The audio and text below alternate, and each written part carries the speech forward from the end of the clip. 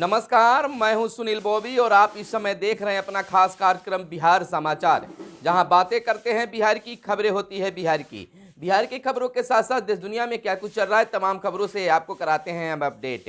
बिहार में शिक्षा रोजगार का क्या है हाल और गांव की सरकार को लेकर क्या कर रही है नीतीश सरकार, जीविका दीदी के लिए बिहार सरकार के लिए क्या है अपडेट, तमाम खबरों से हम आपको कराते हैं अपडेट। तो आइए जानते हैं बिहार की पहली और बड़ी खबर।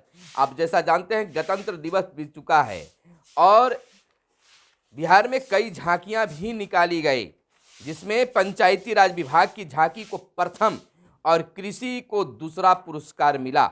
आपको बता दें कि गणतंत्र दिवस के अवसर पर यानी गणतंत्र दिवस समारोह में बिहार सरकार के 12 विभागों की रंग बिरंगी खूबसूरत झांकियां निकाली गई। पंचायती राज विभाग की झांकी को प्रथम पुरस्कार मिला, जबकि कृषि विभाग को दूसरा सफलता मिला है यानी दूसरा स्थान रहा है। पर्यटन विभाग और बिहार शिक्षा परियोजना परिषद की झांकी को संयुक्त रूप से तीसरा पुरस्कार दिया गया। यानी कि बिल्कुल इस गणतंत्र दिवस के अवसर पर पंचायती राज विभाग के द्वारा काफ़ी बेहतर ढंग से झांकियां निकाली गई। अगर झांकी की बात करें तो पंचायती राज विभाग के द्वारा जहां अपनी झांकी में जल जीवन हरियाली को दिखाया गया, वहीं कुआं को भी दर्शाया गया और सोलर स्ट्रीट लाइट को भी दिखाया गया। यानी कि बिल्कुल बिहार सरकार के पंचायती राज विभाग जो कार्य करती है, जो करने वाली है, उसको लेकर अपनी झांकी को प्रदर्शित किया गया। स्ट्रीट लाइट लगाने का कार्य योजना शुरू है, वहीं जहां कुआं है उसका निर्माण कार्य भी कराया गया। तमाम चीज़ों को जो कार्य और किया गया और करना है उस चीज़ को उस झांकी में प्रदर्शित किया गया। वहीं कृषि विभाग भी कृषि दर्शन को दर्शाया। तो बिल्कुल कृषि विभाग और पंचायती राज विभाग का बेहतर झांकी देखी गई। इधर बिहार के वार्ड सदस्यों को बिल्कुल स्ट्रीट लाइट लगाने में उनके सहयोग के लिए बिहार सरकार की उम्मीद है, अपेक्षा किया गया है। यानी बिहार सरकार के द्वारा वार्ड सदस्य और वार्ड सचिवों को उनकी जिम्मेवारी का एहसास कराया जाना शुरू हो गया है। वहीं आपको बता दें कि जीविका दीदी को लेकर भी बड़ी खबर निकलकर सामने आई है। अगर हमारे व्यूअर्स जीविका दीदी है तो इस खबर को जरूर सुनिएगा, आपके रिश्तेदार में कोई जीविका है तो इस खबर को जरूर सुनिएगा। जीविका दीदियाँ यानी दीदियाँ करेंगी अस्पतालों में कपड़ों की आपूर्ति और सफाई। यानी कि अस्पतालों में मरीजों को जो पहनने के लिए कपड़े दिए जाते हैं वह जीविका दीदी आपूर्ति करेगी। अस्पतालों की रसोई के बाद जीविका दीदियों को मिला और बड़ा जिम्मा। एक बार जहां अस्पतालों में जीविका दीदी भोजन का, रसोई का व्यवस्था कर रही है, रसोई उपलब्ध करा रही हैं, वहीं अब सफाई के साथ साथ कपड़े भी उपलब्ध कराने का जिम्मेवारी बिहार सरकार ने जीविका दीदी के कंधों पर सौंप दी है। कैबिनेट के फैसले से बुनकरों को भी फायदा होगा। कैबिनेट में यह फैसला जीविका दीदी को लेकर लिया गया है। 22 प्रस्तावों पे बिहार कैबिनेट में सहमति मिली है और कमला बलान का तटबंध ऊंचा करने की भी मंजूरी मिली है। मुंगेर वानिकी महाविद्यालय के लिए 204 पद स्वीकृत भी किए गए हैं। आपको बता दें कि राज्य के सभी सदर जिला अस्पतालों, अनुमंडल अस्पतालों और चिकित्सा महाविद्यालयों में भर्ती मरीजों के कपड़ों की आपूर्ति और उसके भवनों एवं परिसर की साफ सफाई जीविका दीदी करेंगी।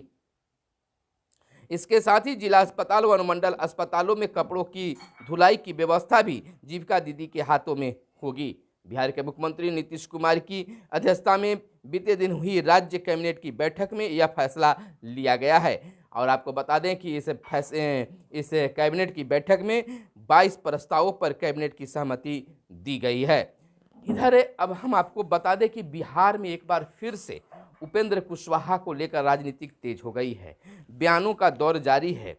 एक तरफ बिहार के मुख्यमंत्री नीतीश कुमार कहते हैं कि उपेंद्र को शामिल करने के लिए जदयू का कोई नेता तैयार नहीं था, और दूसरी तरफ कहते हैं कि कोई भी निर्णय लेने को उपेंद्र स्वतंत्र हैं, यानी उपेंद्र कुशवाहा स्वतंत्र है। पहले उस बयान को हम बता देते हैं जिसमें मुख्यमंत्री ने कहा है कि जदयू का कोई भी नेता उपेंद्र को शामिल करने के लिए तैयार नहीं थे। मुख्यमंत्री नीतीश कुमार ने कहा है कि उपेंद्र कुशवाहा को जदयू में शामिल करने की कोई तैयारी नहीं था। अंत में मेरे ही कहने पर पार्टी के लोग राजी हुए और उपेंद्र कुशवाहा फिर से जदयू में शामिल हुए।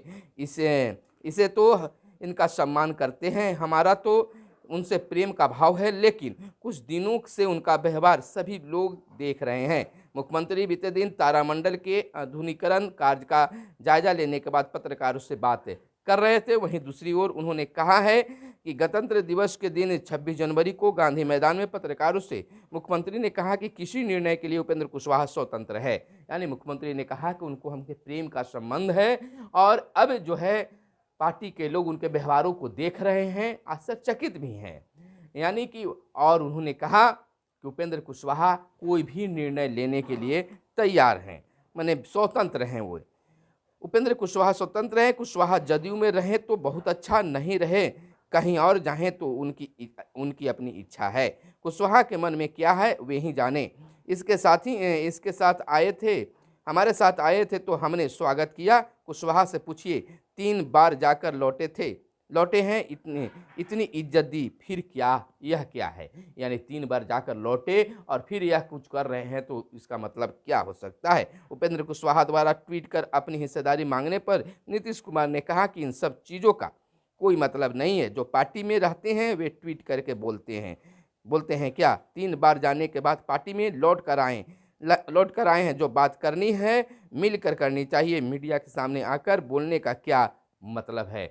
बिल्कुल बिहार में उपेंद्र कुशवाहा को लेकर राजनीति गर्मा गर्म है। यानी कि उपेंद्र कुशवाहा को लोग संदेह के घेरे में देख रहे हैं, कह रहे हैं कि उपेंद्र कुशवाहा के मंशा भाजपा में शामिल होने की है। इधर बिहार में 39 वर्ष तक के वोटर बढ़े, 40 के ऊपर वाले घटे और 7,58,13,806 कुल वोटर। बिहार में मतदाताओं की संख्या बढ़कर 7,58,13,806 हो गई है। भारत निर्वाचन आयोग के निर्देश पर बीते दिन राज्य के सभी 243 विधानसभा क्षेत्रों के निर्वाचक सूची का अंतिम प्रकाशन कर दिया गया।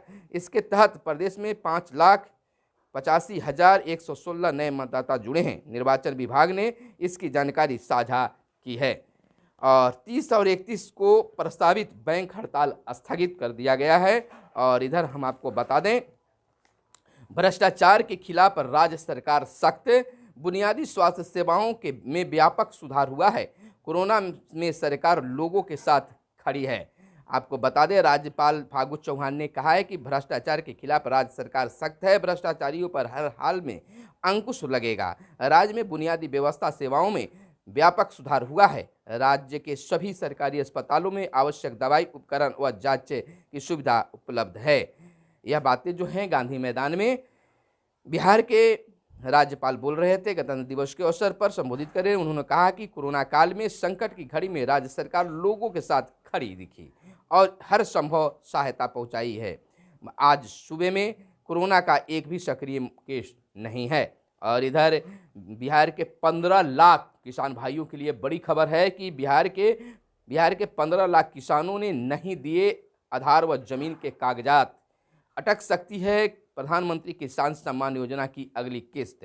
13वीं किस्त जारी होने से पहले आधार और भूमि रिकॉर्ड का सत्यापन अनिवार्य माना गया है। सबसे अधिक सारण जिला के किसानों ने योजना का लाभ उठाया है। 83,29,641 किसान लाभुक हैं इस योजना के। 67,46,534 ने कराया है आधार व भूमि का सत्यापन। और आयोग किसान से नहीं हो पाई है असूली और पात्रता इस तरह से विभिन्न तरह से जांचे गए हैं। आपको बता दें, बिहार के 15 लाख से अधिक किसानों की प्रधानमंत्री किस्त किसान सम्मान निधि 13वीं किस्त की राशि अटक सकती है। अब तक इनके आधार और भूमि रिकॉर्ड का सत्यापन नहीं जमा हुआ है। और इधर किसी के कहने से जदयू नहीं छोड़ूंगा, उपेंद्र कुशवाहा का बयान आया है। यानी कि जदयू संसदीय बोर्ड के अध्यक्ष उपेंद्र कुशवाहा ने कहा है कि किसी के कहने से पार्टी छोड़कर नहीं जाऊंगा। जदयू में मेरी हिस्सेदारी है और हिस्सा लेकर रहूंगा। क्या हिस्सेदारी है, इस सवाल को टालते हुए कहा कि आखिर हम अपनी बात पार्टी के किस मंच पर रखें। हम पार्टी के राष्ट्रीय कार्यकारिणी की बैठक बुलाए जाने की दोबारा मांग करते हैं। इधर सुधाकर पर कार्रवाई का निर्णय लालू लेंगे, तेजस्वी यादव का बयान आया है। सुधाकर सिंह को पार्टी की तरफ से नोटिस जारी किया गया है। जवाब देने के लिए 15 दिनों की मोहलत दी गई है। इधर भाजपा नेता को हक और हिस्सेदारी में फर्क नहीं मालूम, वित्त मंत्री विजय चौधरी का बयान आया है। जदयू के वरिष्ठ नेता विजय कुमार चौधरी ने भाजपा नेता संजय जायसवाल के बयान पर कहा है कि उनको बिहार के लोगों को के हक और हिस्सेदारी में अंतर समझ में नहीं आता है। ज्ञानाभाव के अभाव में अनाप शनाप बयान देते रहते हैं। जिस पार्टी में एक व्यक्ति की तानाशाही को समूचा देश देख रहा हो, उस पार्टी के नेता क्षेत्रीय पार्टी की कार्य संस्कृति पर सवाल उठा रहा है। इधर 105 विकास योजनाएं केंद्र की मदद से चल रही है, जायसवाल ने कहा है। प्रदेश भाजपा अध्यक्ष संजय जायसवाल ने कहा है कि बिहार की 105 विकास योजनाएं केंद्र सरकार की मदद से चल रही है। 41,687 करोड़ बिहार सरकार स्वयं संग्रह करती है।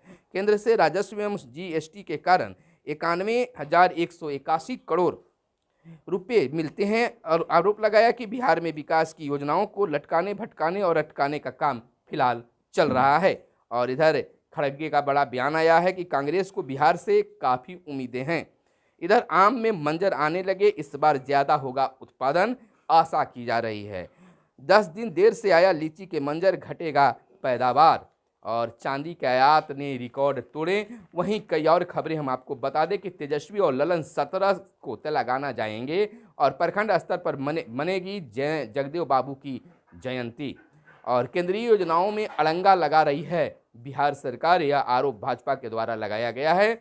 और बच्चों को हित पीएम की प्राथमिकता, नंद किशोर यादव का यह बयान आया है। तो अब देश दुनिया की कुछ खबरें हम बता दें चलते चलते कि यूरोप में भयावह हो रहा है सूखा, उत्तर पूर्व एशिया में हिमपात से ठंड बढ़ी और राहुल की सुरक्षा पर फिर विवाद। कांग्रेस नेता का आरोप, अनंतनाग जिले में पुलिस का इंतजाम ध्वस्त था और पुलिस ने कहा सुरक्षा में नहीं हुई है कोई चूक। समापन समारोह में कई विपक्षी दल रह सकते हैं दूर और फिल्म पर बिना जानकारी टिप्पणी ठीक नहीं, अनुराग का यह कहना है। मोदी के एजेंडे में महिला विकास शामिल, स्मृति ईरानी का बयान है। और जैविक दवाएं मजबूत विकल्प, मंडालिया का बयान। भारत महत्वपूर्ण साझेदार, अमेरिका का आया है बयान। और मुखाबिरों के प्रोत्साहन को पुरस्कार जरूरी, हाईकोर्ट। दक्षिण अफ्रीका से अगले माह भारत आएंगे 12 चीते और स्वेज नहर किनारे भारतीय उद्योगों का तरजीह। और इधर पठान फिल्म रिलीज हो गई है और पठान की सफलता को देखते हुए जरूर लग रहा है कि हमारी सोच क्या थी।